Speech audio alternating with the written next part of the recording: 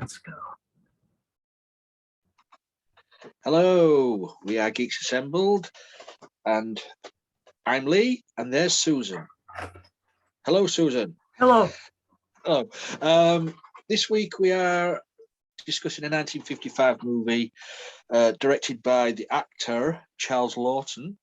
The movie starring Shelley Winters, Lillian Gish, and Robert Mitchum. And this movie is regarded very highly by the critics, and it was recently voted the second most famous liked movie of all time, just behind Citizen Kane. We are talking The Night of the Hunter. I've never seen this before. First time viewing it this week, and to be honest, I was quite surprised of what I saw. So, but enough of me. We'll go over to Susan with her opening thoughts on Night of the Hunter. As I say, I don't know if she's seen this before or not. So, over to you, Susan. Thanks, Lee. Yeah, I've never seen it before. I had actually never even heard of it before. And it really was a good movie. It had so much drama. Oh my gosh, like the whole once they got the boat and were headed downriver, I mean, that was incredible. And the sacrifice, the everyone's noble sacrifices, I mean, that was really, really incredible. And yeah, so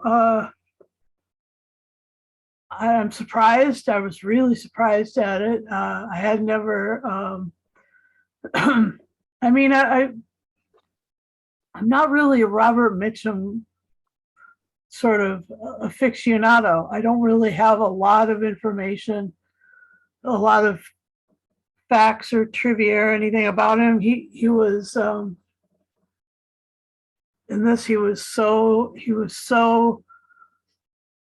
uber creepy and stuff. It was really incredible. So yeah, I enjoyed the acting of the kids. They were amazing. They were, yeah. Yeah, and Shelley Winters, wow. Like I remember her as an older actress. You know, that's really where she lives in my mind as an older actress. But in this one, she was not old at all. She was in her prime, in her, like she must have been like 25 years old or something like that. Perfect for this character of Willa Harper. And Mitchum ate all the scenery, and his faking being a minister, a pastor, itinerant minister, little prophet guy, you know, all that stuff. That was really, really scary sketch. I mean, yeah, it was incredible. And so, yeah, those are basically my opening thoughts. Right back over to you. What do you think, Lee? Well, as I said, to be honest, I was blown away with this.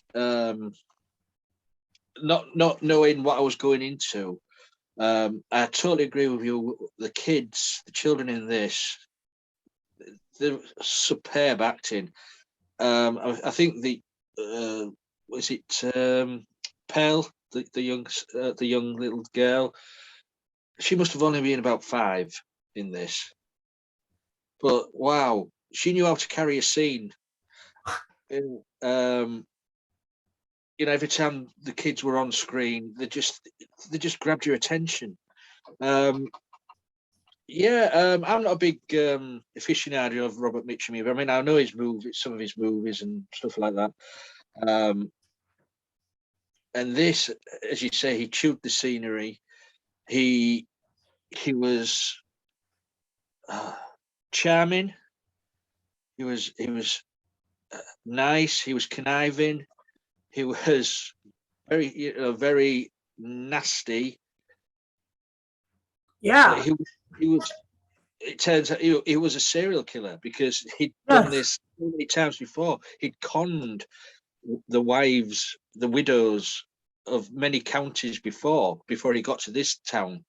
Pretending to be a reverend, just after money out of and he thought he'd fell on his feet when he found out about his cellmate's stolen money. Was it $10,000? Yeah. So that's all he was after. He had his mindset. He wanted that money. Yep. Greed. That's all he could see was the money. He didn't care who he hurt. Yep. Shelley Winter's character. I mean, I agree with you. Shelley Winters for me was always the movies that I've seen. Like the Poseidon Adventure. Yeah. Pete's Dragon, the original version. Yeah. The older actress, what I could remember her. Right.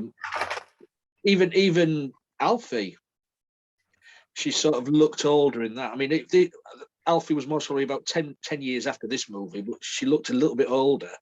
And she was gorgeous in her younger days. Yeah. Yep.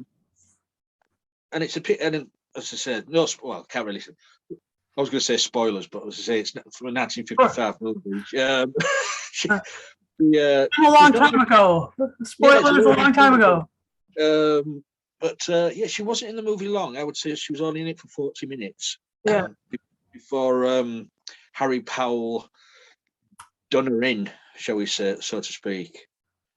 Right. And then, of course, it was just the chase after the kids across the river, across the country, until he comes face to face with what's her name? Is it Mrs. Cooper? Miss Cooper? Miss Cooper with like all those other kids. Mm-hmm. Yeah, and that shotgun though. Yeah, brilliantly played by Lillian Gish, mm-hmm. who was a world famous silent screen star. Yep. Because I remember seeing her in a later movie she did, The Wheels of August, with Bette Davis. I'm not sure. Back in the 1980s with Vincent Price. And she was a brilliant actress in that movie. And when I found out she was in this movie, I thought, I'm looking forward to this because she is a brilliant actress. I enjoyed this. Really, I was so surprised how good this movie was. Even with what the movie's about. About religion, greed, murder. But it's such a thrilling story. It just pulls you in. Yeah. So yeah, I'm glad we've done this one. So it's something I can tick and say I have watched the Night of the Hunter, and I most probably will make a mission of mine to watch this maybe once a year.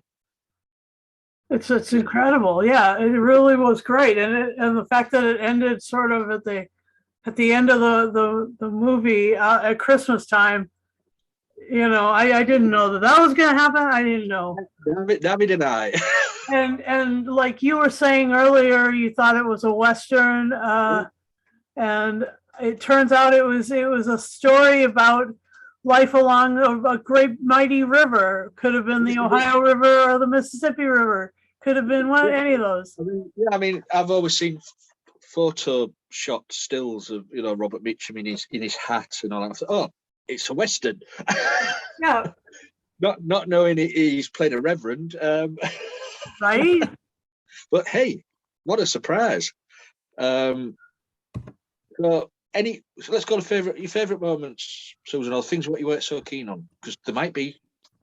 All right, my favorite moments were like the two kids, stuffing all the cash into the doll,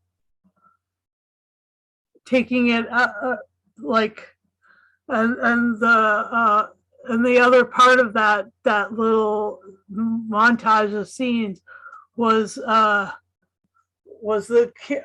little girl, Pearl, had taken some of the bills out and was making paper dolls out of them.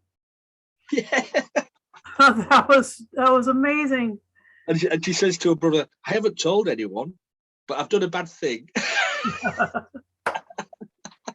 Yeah, and the little boy was played John Harper was played by Billy Chapin, and Pearl Harper was played by Sally Ann Bruce, and one of the later people, the boy who was going out was hanging out there by the wall waiting for his girlfriend. That was Billy Chapin's brother. Hang on a second. Michael Chapin. So I mean, they used a couple brothers in this. Usually, you use a couple twins for the young actors, but no, this time they just used two brothers and put them in two different characters. It was great, and then the other thing that was really great about this was Peter Graves. He played Willa's first husband, Ben. Yeah. And Father Peter Graves. What? Go ahead. He played the father of the two kids, didn't he? Yeah, he played the father of the two kids, and he was. It was funny, like he didn't even look like himself with the white hair and the old guy in the airplane and stuff.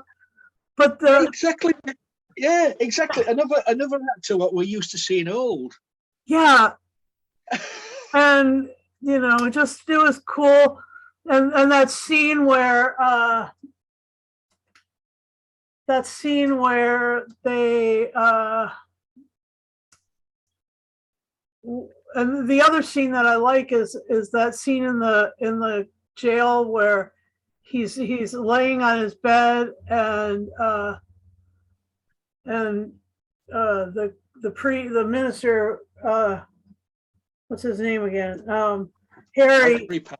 Harry looked down from the top down, looked like, what are you saying? Yeah. Pop. Yeah, great scene that. And another scene that I liked is the whole when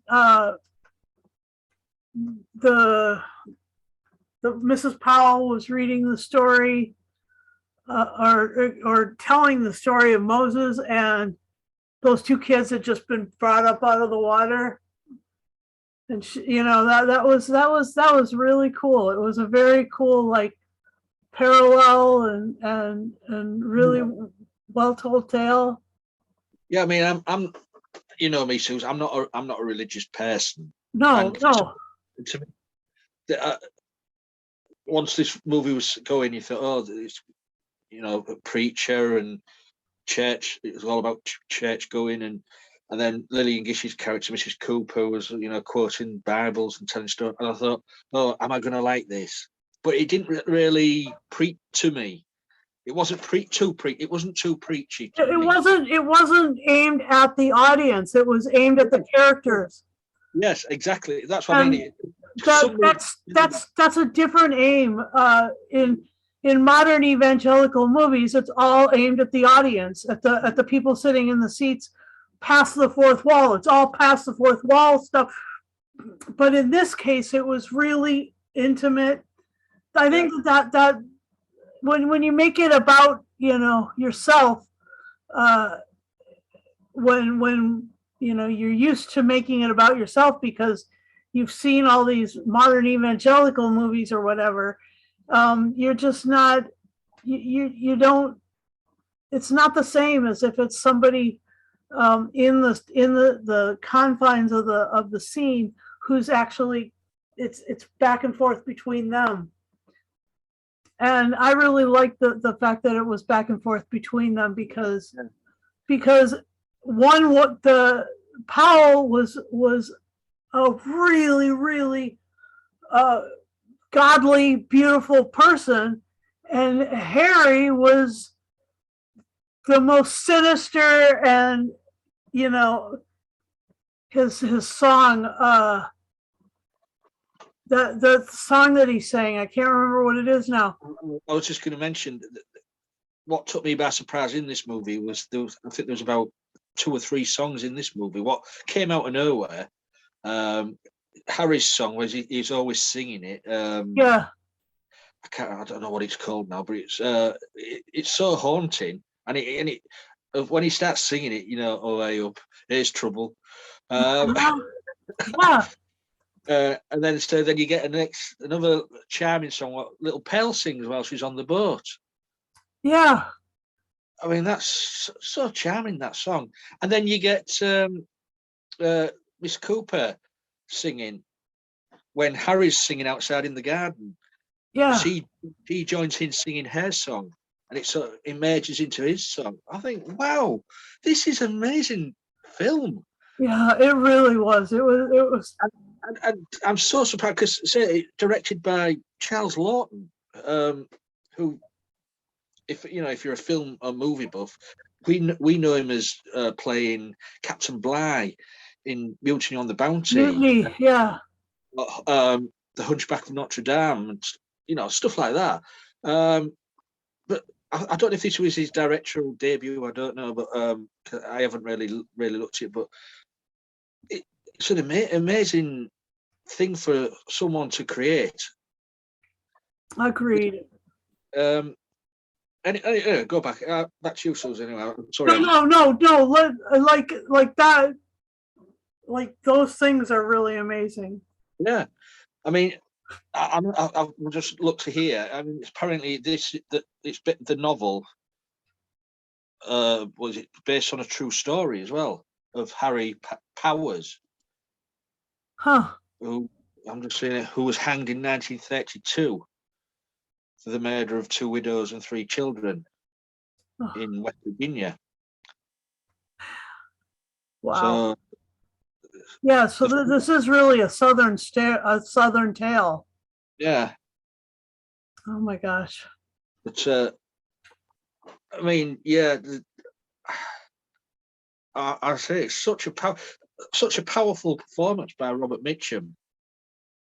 He's just he's brutal. He's and as I said, then he's charming as well, and so two-faced to all the other people in the town. Yes. You know, I mean, for me, one of the scenes what stands out for me, you know, he lies to the town folk and to the children that their mothers run away. But then Uncle Bertie or something sees the car and the body under the water. That scene there where he's just looking down, and there she is, her hair off, and then the gash in her neck. Yeah. What a scene! Oh my gosh, and the underwater part right before that. I mean, was like that was Creature from the Black Lagoon kind of good. Yeah. I mean, it was so. I mean, you could tell it was underwater, like they'd actually done the scene underwater. Yeah. So how long it took to film that, I don't know. Oh my gosh, amazing. But and as I said, going back to the powerful performance from Mitchum, I mean, with his love-hate tattoos on his fingers, Oh, I know. That was cool. Would I like to tell you the story? And like the basement scenes, you know, Yeah, he hid the money under a stone in the basement, and they were trying to capture him down there. yeah. Well, they were lying, weren't they? Because the kids thought he was going to go down the basement by himself, but he dragged the kids down there as well. So, So good. I mean, the scenes where he is with Robert Mitchum is playing against the kids. Uh-huh. I mean, where he's the first night where John comes home.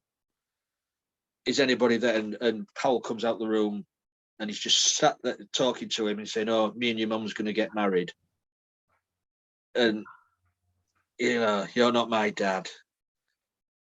How I wonder if the kids were really scared of him, because this performance, Yeah.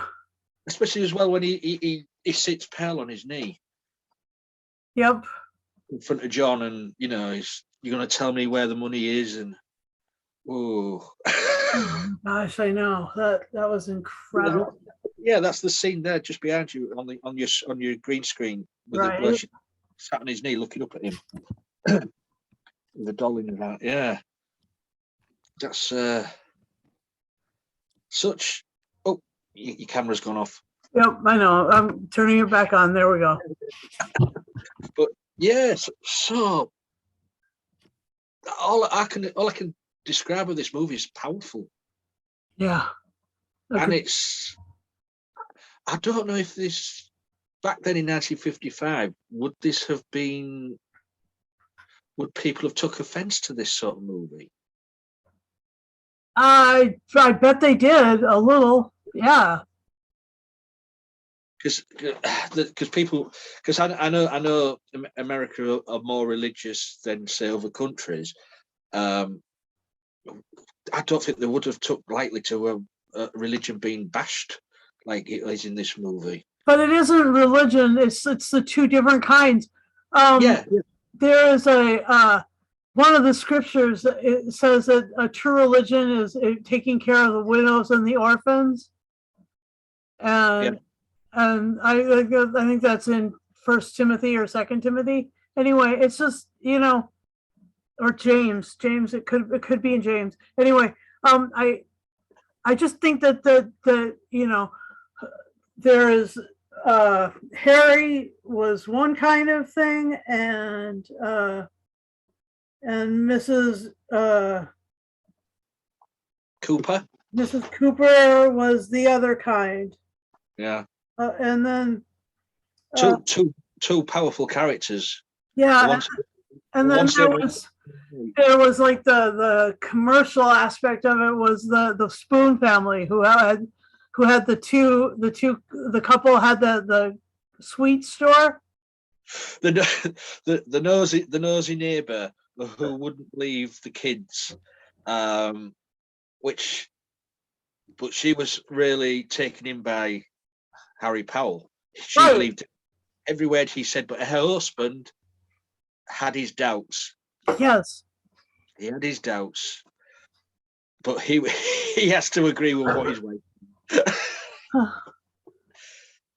and near the end as well, the scene with the lynch mob, yeah, just going wild in the streets, and like using tables and chairs and other things.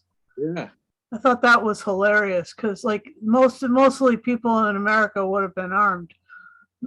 Maybe not, I don't really know like what it was like prior to the 80s, but the 80s were, historically, everyone started arming themselves. I don't know. I was in South America also as a kid, so I missed a lot of it. So anyway, that I just noticed that they were. It was more like a thing, like a Frankenstein kind of mob, rather than like run them out of town on a rail kind of mob. Yeah, that's it. When I was watching it, I'm thinking this reminds me of the Karloff Frank, scenes with yes, the mom. Yeah, yes. I'm just trying to find the name of the songs. Huh. I can't.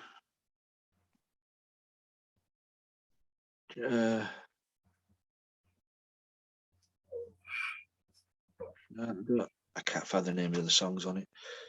But yeah, I mean, to add those songs, it just adds so much to the movie as well. Yep. Uh, I'm looking too.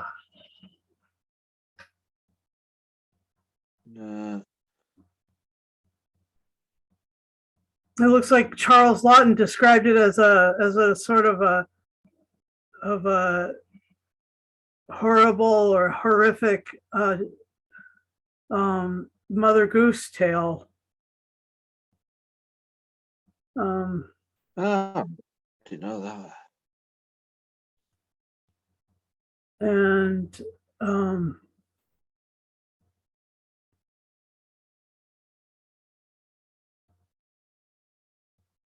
let me see. Is it Lean on the Everlasting Arms? That's it. Yeah, no, I found it. Yeah. I mean, that's just what I say. Once they start singing that, you know he's about, and there's going to be trouble. And to be honest, Mitchum. Oh, here we go. I found the songs. Mm-hmm. The first one was "Dream, Little One Dream," which was sung by the chorus in the opening credits. Yeah. And then "Hing Hang Hung" was the one that the kids were singing. Yeah. And then "Leaning on the Everlasting Arms" was that other one. And then "Bringing in the Sheaves," and that one was the one sung by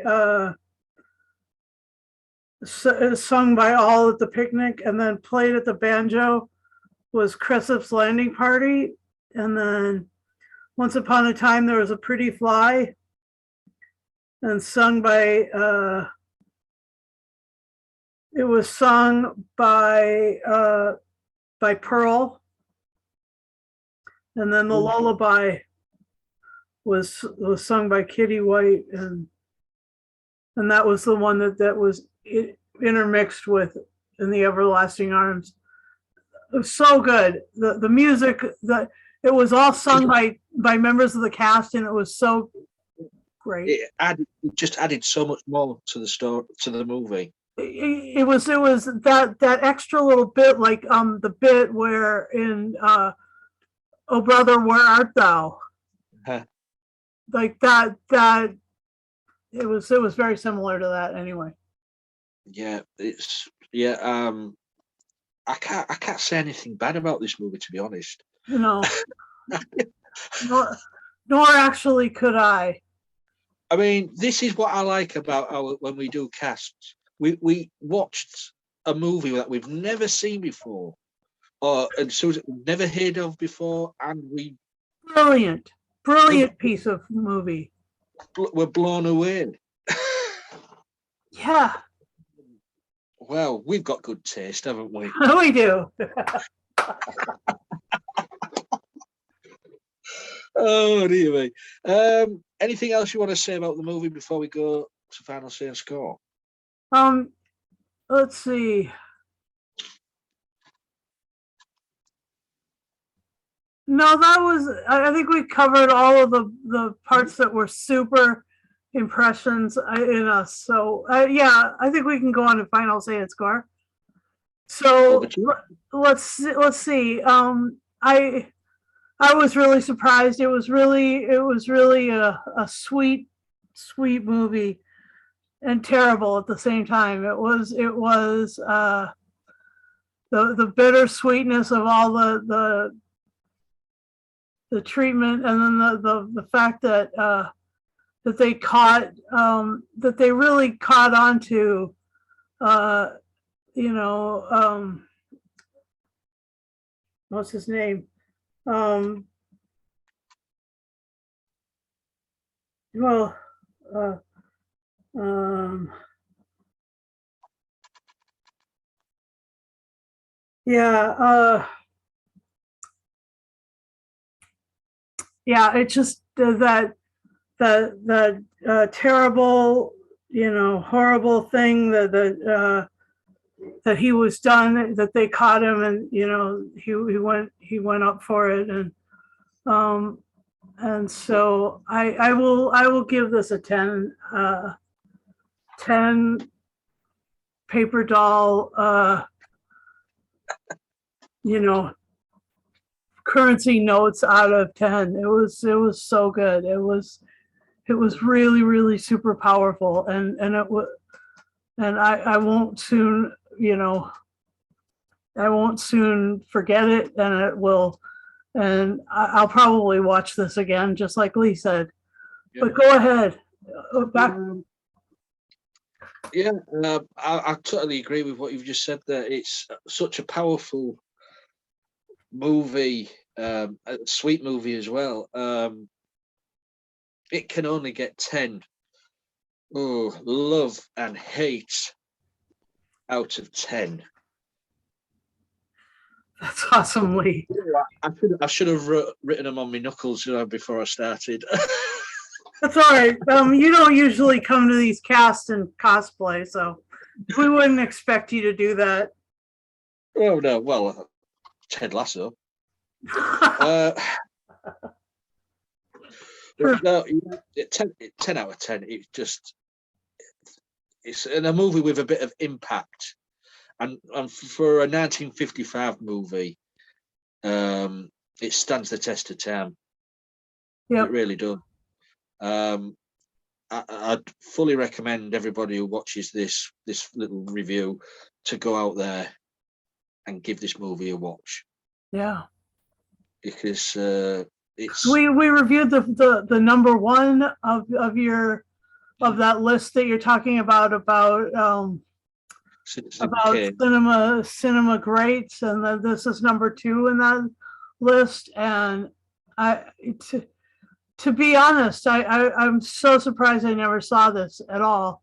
And it's so good that I got to see it. I've always heard of this movie, but I've never actually seen it until this week. But wow, brilliant movie. So agreed. We've agreed on this week on this movie. Sometimes we differ, but we agree on this one. Yep. So, Susan, thank you for sitting down and watching this movie. You guys out there, please leave a comment below. Let us know what you think of The Night of the Hunter. If you would like to be in our cast like this or in our Facebook group, please get in touch. Say we're on social media, Twitter, Facebook, YouTube. Just leave us a message and we'll try and get you on. All we ask is for you to be 18 plus, have a PC, laptop, tablet with a working microphone and camera, and we'll have you on. You don't have to be sane, because not many of us are these days. True story. That's true. Yeah. So yeah, get in touch if you'd like to be on. Please, also on our YouTube channel, if you subscribe to us, please press the bell notification button, and you'll hear a ding, something like that, and you'll get notified every time we put a new video up. It's usually 2 to 3 a week, and it could be anything. It could be this. Yeah, it could be this. It could be a movie, a modern movie, a classic movie, animation, audio drama, anything, any genre, any decade. So please, if you want to join us, fresh faces are always welcome. Yep. So anything you'd like to say before we go, Susan? No, that was it. That was it. Okie dokie. Until next time then, remember, love and hate. And lean on the everlasting arms of Jesus. Okay, bye. Bye.